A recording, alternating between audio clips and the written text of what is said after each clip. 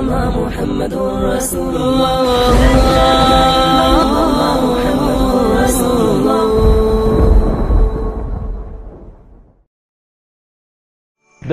سال پنجم نبوت در آمد و بلاها به پیامبر صلی الله علیه وسلم و اصحابش رضی الله عنهم روز تا روز زیاد می شد. بعضی از اصحاب پیامبر صلی الله علیه وسلم تصمیم گرفتند تا از پیامبر صلی الله علیه وسلم اجازت بگیرند و از مکه هجرت کنند به سوی منطقه با نام حبشه. آنجا پادشاهی داشت با نام نجاشی. پیامبر صلی الله علیه وسلم درباره او گفتند او پادشاهی عادل است که هیچ کس نزد او ظلم داده نمی شود.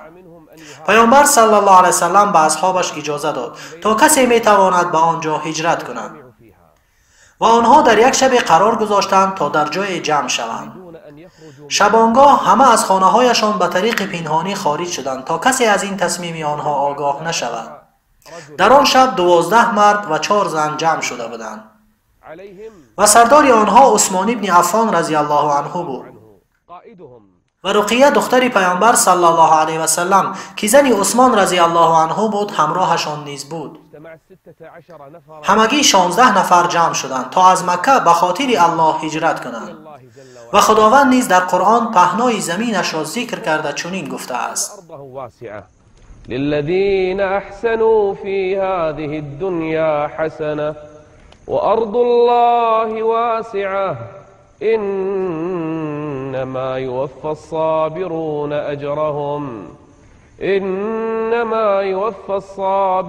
أجرهم بغير حساب.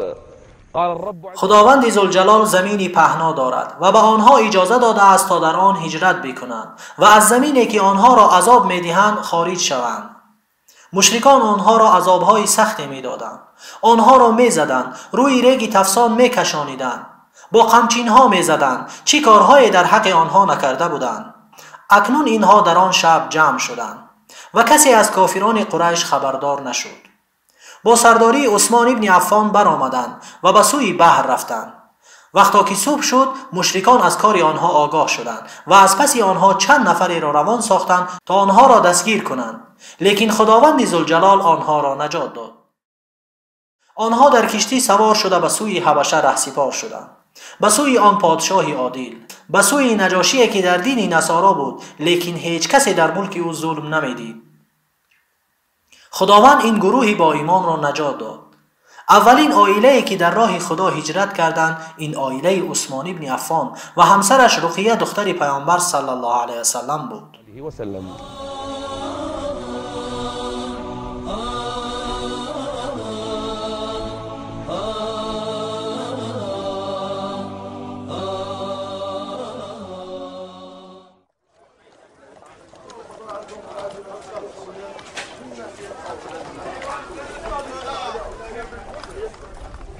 در همان سالی که بعضی از صحابگان به سوی حبشه هجرت کرده بودند، پیامبر صلی الله علیه وسلم در نزد کعبه قرآن تلاوت میکرد و عادت مشرکان آن بود که هرگاه میشنیدند که پیامبر صلی الله علیه وسلم قرآن میخواند صدای خود را بلند میکردند تا اینکه کسی او را گوش نکند. لیکن این بار وقتی که پیامبر صلی الله علیه وسلم قرآن تلاوت میکرد مشرکان او را گیر کرده گوش میانداختند. اینجا پیامبر صلی الله علیه وسلم فرصت را غنیمت دانست و یکی از سوره های را که روی راست به مشرکان خطاب کرده است تلاوت کرد. اینجا سوره نجم را تلاوت کرد. این هم یکی از حکمت های پیامبر صلی الله علیه وسلم بود. این آیه ها را خواند: بسم الله الرحمن الرحیم والنجم اذا هوى والعرب. و عرب معنای نجم را می دانستند. اینجا خداوند برای چی قسم یاد کرد؟ ما ضل صاحبكم، یعنی منی که در پیشتانم گمراه نشدم. ما ضل صاحبكم وما غوى وما ينطق عن الهوى إن هو إلا وحي يوحى علمه شديد القوى ذو مرة فاستوى. اینجا مشرکان به لرزه افتادند، دلهایشان اندکی به کار درآمد، قرآن را گوش میکردند. آنها مشرک بودند، لیکن این قرآن است، کتاب خدا است، به هر دل تأثیر خود را میرساند. اینجا آنها گوش میکردند تا اینکه پیامبر صلی الله علیه و سلم به این آیه رسید: افرأیتم اللات والعزى ومناة الثالثة الأخرى ألكم الذكر وله الأنثى. اینجا خداوند درباره بودهای آنها سخن میگفت. از آن چیزی که آنها عبادتشان میکردند سخن میگفت. سپس سخن خداوند درباره جزای دادهش به دیگر امتان رسید. وأنه أهلك عادا الأولى وثمود فما أبقى وقوم نوح من قبل إنهم كانوا هم أظلم وأطغى. اینجا دلهایشان از سینه بیرون شد، در تپش در آمد، ترسیدند. با وجود مشرک بودنشان از این آیه ها ترسیدند. در آخر این سوره خداوند به آنها خطاب کرده گفته است: لهم أفمن هذا الحديث تعجبون وتضحكون ولا تبكون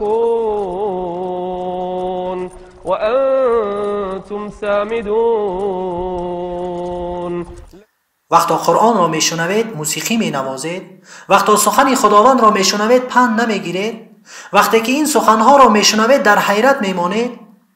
کجاست ایمان شما؟ کجاست عقلها و دلهای شما؟ سپس این سوره به این آیه تمام شد. فاسجدوا لله واعبدوا. اینجا پیامبر صلی الله علیه و سلم سجده کرد و آن مشرکانی که آنجا او را گوش میکردند همگی سجده کردند، اما سجده آنها حقیقی نبود. جسمهای آنها سجده کرد اما دلهایشان ایمان نآورده بود. سجده به احساس کردند.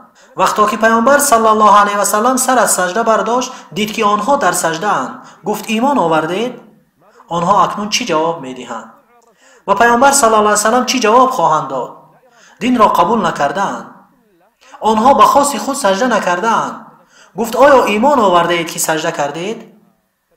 گفتند نه، ما خدایان خود را به یاد آوردیم، برای همین سجده کردیم. بین قریشی ها آوازه ها پخش شد این که اهل مکه ایمان آوردند. سرداران آنها ایمان آوردند، همراه با پیامبر صلی الله علیه و سلم سجده کردند.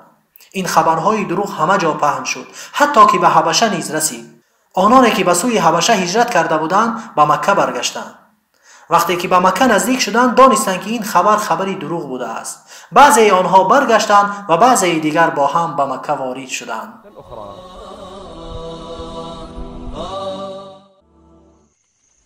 مسلمانان دوم باره به سوی حبشه هجرت کردند. این هجرت از هجرت اول دیده بزرگتر بود. از میان مردان 83 نفر هجرت کردند. میان آنها جعفر ابن ابو طالب رضی الله عنه بود و از زنها 18 نفر. همه آنها به سوی حبشه هجرت کردند، به سوی نجاشی، به سوی مردی نصرانی که هیچ کس در ملک او ظلم نمیدید. آنجا در امان زندگی میکردند. قریش تصمیم گرفت تا دو مرد را برای برگرداندن آنها فرستد. یکی عمرو ابن عاص و دیگری عبدالله ابن ابو ربیعه. آنها با خود هدیه‌های زیادی داشتند. برای نجاشی گرفته بودند. وقتی که به نزد نجاشی رسیدند برایش هدیه‌ها را تقدیم کردند، از طلا و جواهرات و از آن چیزی که با خود برده بودند. اینچنین از این هدیه‌ها به بیطریق‌ها و نوکران نجاشی نیز داده بودند. نجاشی از آمدن اینها شاد شد و آنها را در نزد خود جای داد. اینجا عمرو ابن عاص سخن را آغاز کرد. گفت ای نجاشی، چندی از بیخیردان و برده‌هایمان از ملک ما فرار کرده به ملک تو پناه گرفتند. آنها دین ما و دین پدران و باباهایمان را ترک کردند، لیکن به دین تو نیز ندر آمدند. دین ما را مسخره میکنند، خدایان ما را دشنام میکنند و تو آنها را جای داده ای. آنها را از اینجا بیرون کن. بزرگان مکه میخواهند آنها را برگردانند. اینجا بیطریق‌ها که هدیه گرفته بودند سخن این دو را تایید میکردند. میگفتند آره ای نجاشی، این مردم را به شهرهای خودشان بازگردان. نجاشی گفت نه، من باید اول آنها را بشنوم. نجاشی آنها را به نزد خود خواند. مسلمانان جمع شدند. یگانه کسی که زبان آنها را میدانست جعفر ابن ابو طالب بود. نجاشی به آنها گفت شما از دین پدران و باباهایتان رو گردانیده اید و به دین من هم ندر آمده اید. این چی دینی است که شما از آن پیروی میکنید؟ جعفر گفت ای نجاشی، ما در یک نادانی کامل بودیم. بودها سنگها را عبادت میکردیم و از گوشت خود مرده ها میخوردیم. کارهای فحشا میکردیم. صله رحم در ما نبود.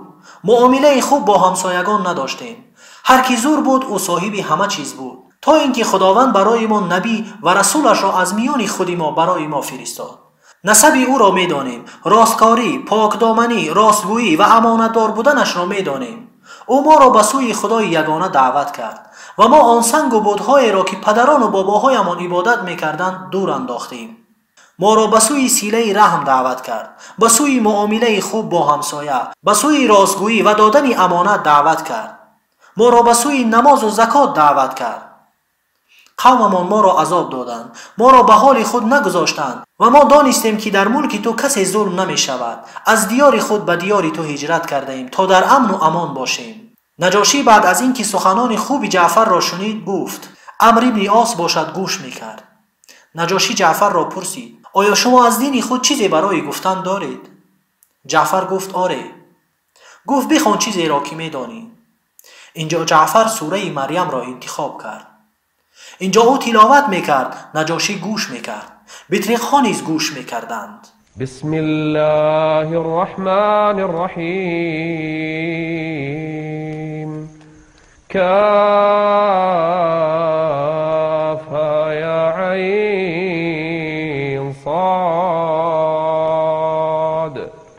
ذکر رحمت ربک عبده زکریا إذ نادى ربه نداء خفيا قال رب إني وهن العظم مني يقرأ. جعفر تلاوت میکرد و اشک از چشمان نجاشی جاری میشد. بطریق‌ها نیز گریان شدند تا اینکه به این آیه رسید: واذكر في الكتاب مريم إذ انتبذت من أهلها مكانا شرقيا فاتخذت من دونهم حجابا. اینجا او قصه مریم را خواند، سپس قصه عیسی علیه السلام را خواند. آنها همه در گریه شدند. وقتی که جعفر تلاوتش را تمام کرد، نجاشی گفت: به خدا سوگند آنچه که تو گفتی و آن چیزی که عیسی پسر مریم میگوید هر دو از یک مشک میبرایند. یعنی این همان دینی است که عیسی علیه السلام به آن آمده بود. اینجا عمرو بن عاص برآمد. نجاشی گفت: شما در ملک من در امانید. عمرو بن عاص گفت: به خدا سوگند روز دیگر باز پیششان می‌درایم. دوم باره کوشش کرد تا به نزد نجاشی درآید. عمرو بن عاص درآمد. او بسیار مردی دانایی بود. گفت: ای نجاشی، آیا این بیخیردان را شنیده ای که درباره عیسی چی میگویند؟ گفت: چی میگویند؟ گفت: درباره او یک سخنی بزرگی میگویند. نجاشی آنها را باز به نزد خویش خواند. مسلمانان دانستند که نجاشی آنها را از عیسی میپرسد. ترسیدند چی میگوییم اکنون؟ لیکن آنها قصد دروغ گفتن را نداشتند. اینجا تنها راستگویی آنها را نجات میدهد. این بار نیز جعفر سخن گفت. بطریق‌ها در اطرافش بودند. نجاشی گفت: درباره عیسی چی میگویید؟ جعفر گفت: او بنده خدا و رسول اوست. همه نگاه میکردند، همه گوش میکردند. این برای آنها یک سخنی خطرناک است. عیسی بنده خدا؟ نصارا این گپ را نمیگفتند. گفت: او بنده خدا و رسول اوست و کلمه ای است که به مریم القا شده و روح از جانب خداوند است. عیسی را وصف میکرد. مردم را خاموشی فرا گرفت.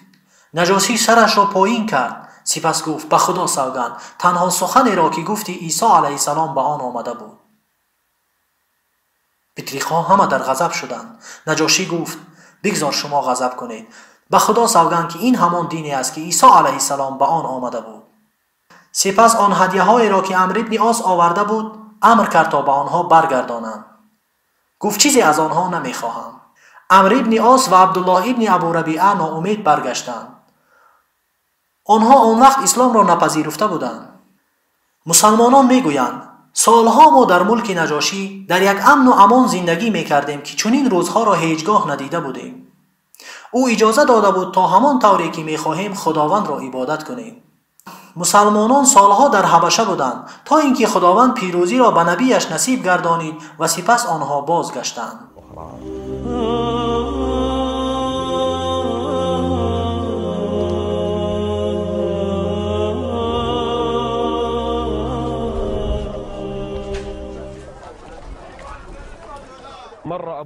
ابو جهل روزی از نزد پیامبر صلی الله علیه وسلم میگذشت و پیامبر صلی الله علیه وسلم در نزد کوهی صفا بود. ابو جهل پیامبر صلی الله علیه وسلم را دشنامی سختی کرد و او را با زبانش سخت آزار میداد. پیامبر صلی الله علیه وسلم باشد با او جواب نمیداد. این حالت را کی دید؟ دخترکی که برده عبدالله ابن جدعان بود. وقتی که این حالت را دید و بعد از چند حمزه ابن ابو طالب که از شکار برمیگشت به مکه داخل شد. وقتی که داخل شد آن دخترک رفت و با حمزه گفت: ای حمزه، آیا میدانی که ابو جهل که نامش عمرو ابن هاشم بود و پسر دادرت چی کرد؟ گفت چی کرد؟ آن دختر هر چیزی را که دیده بود با او گفت. اینجا حمزه را قهرش بلند شد و راست رفت به سوی ابو جهل که در مشورتگاهشان نشسته بود. نیزه اش را گرفته به ابو جهل گفت: آیا تو پسری برادرم محمد را میزنی و حال آن که من در دین اویم؟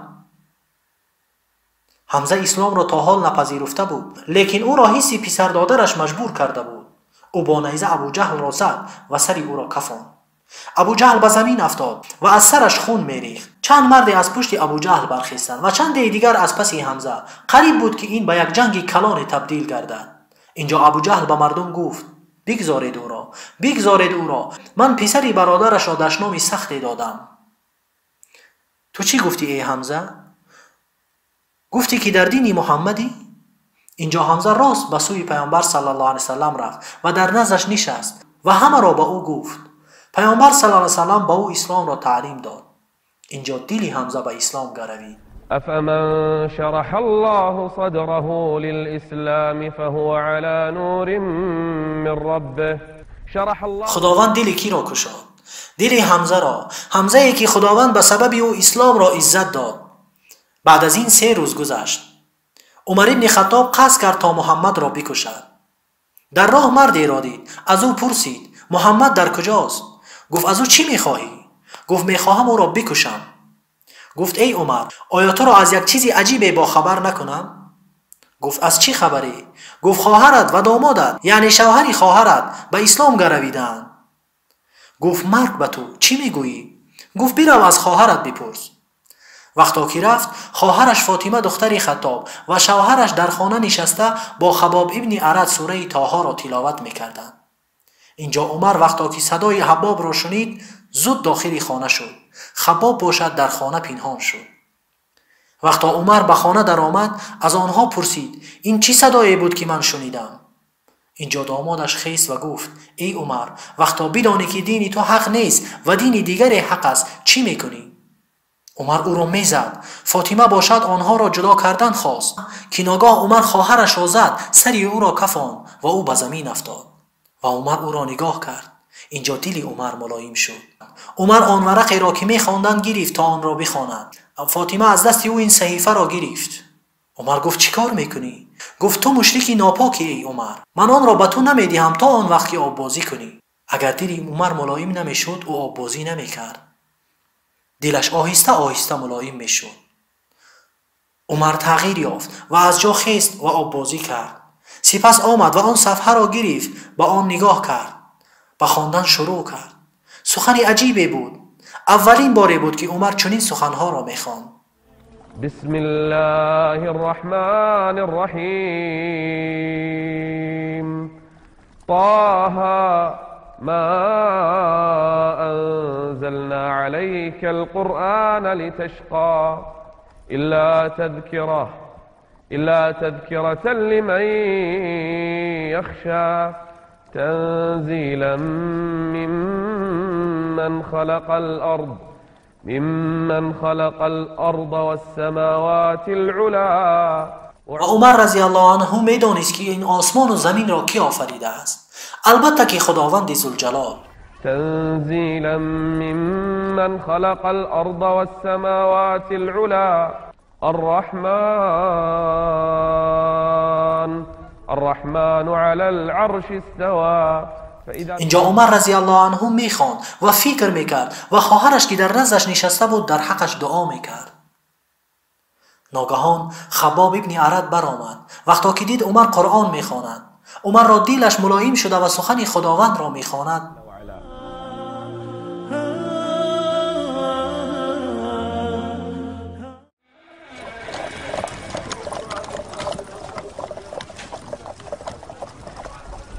عمر رضی الله عنه به خباب گفت: محمد در کجاست؟ گفت: از او چی میخواهی؟ گفت: بگو حاضر او در کجاست؟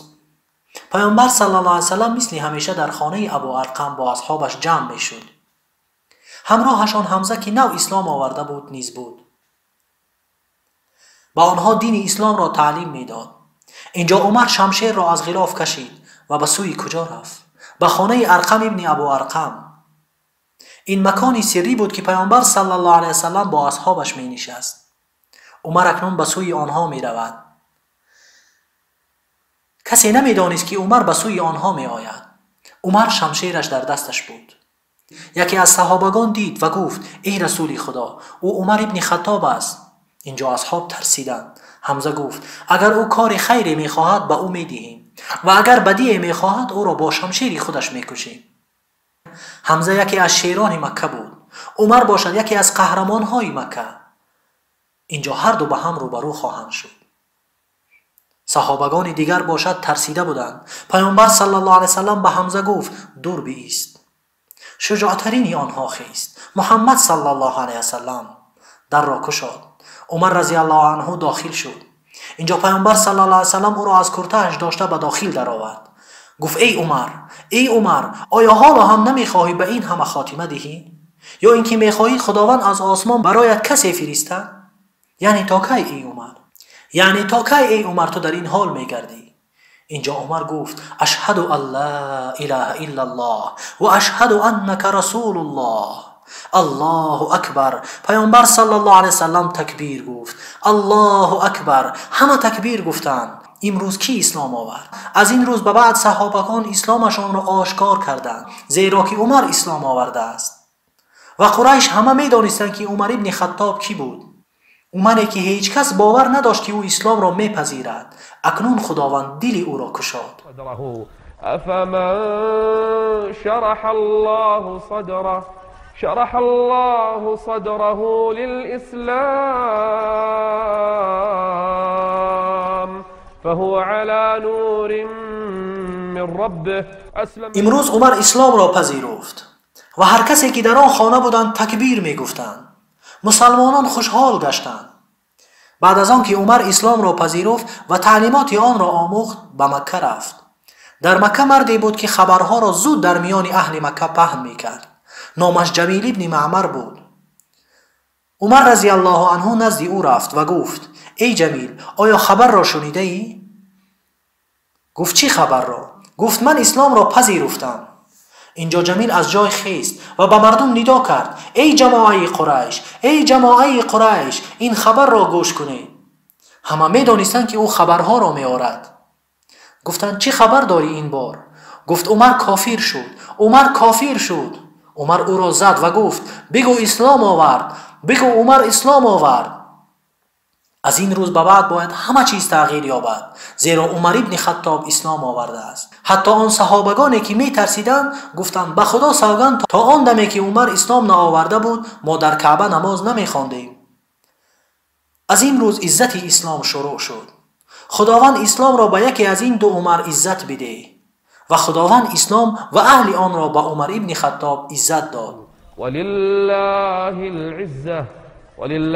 العزة ولرسوله وللمؤمنين. اینجا مشرکان وقتا که خبر را شنیدن همه در گرد او جمع شدند و همه او را می زدند. او تنها بود. یکی را می زد، دیگری را دور می انداخت. از صبح تا شام همه در گرد عمر بودند. او را می زدند. هر یکی میخواست تا او را بکشد، لیکن آنها نمیتوانستند. عمر به آنها میگفت اگر ما 300 نفر میشدیم شما را این طور رها نمیکردیم. در اولین روز اسلامش کافران قریش را تهدید میکرد، زیرا او عمر است. او فاروق است که خداوند به سبب او بین حق و باطل جدایی انداخت. وقتا که مردم با او درگیر بودند یکی از اشراف قریش آمد. گفت اینجا چی خبر است؟ گفتند عمر کافر شده است. گفت او برای خود دینی را انتخاب کرده است، او را به حال خودش گذارید. این مرد دینی میخواسته اش را پذیرفته است، او را رها کنید. وقتا که آصیب بن وائل آنها را چنین گفت مردم او را رها کردند. وقتا که عمر از آنها رهایی یافت به سوی کسی که از همه دیده زیادتر پیامبر را آزار میداد رفت. عمر میخواست او را بفهماند. سرسخت‌ترین دشمن اسلام کی بود؟ ابو جهل. عمر گفت ابو جهل کجاست؟ گفتن او در خانه‌اش است. عمر به سوی او رفت، درش را کوفت. ابو جهل در را گشاد، گفت خوش آمدی ای پسر برادر، خدا تو را نگه بدارد ای عمر. از من چی میخواهی؟ گفت بشنوی دشمنی خدا. گفت چی؟ گفت گوش کن، من گواهی میدهم که خدای جز الله نیست و محمد فرستاده اوست. روی ابو جهل تغییر یافت، او هیچ سخنی نگفت و در را پوشید و ناامید و راه افتاده به خانه اش درآمد. همین طور تمام مکه به لرزه درآمد، حتی که شیطان ها نیز به لرزه درآمدند، زیرا امروز عمر ابن خطاب اسلام آورد. از این به بعد دین اسلام عزت یافت و مردم آهسته آهسته در اطراف پیامبر صلی الله علیه و سلم جمع می شدند. و آله و سلم. كالنور في جنح الظلام جاء الحبيب إلى الأنام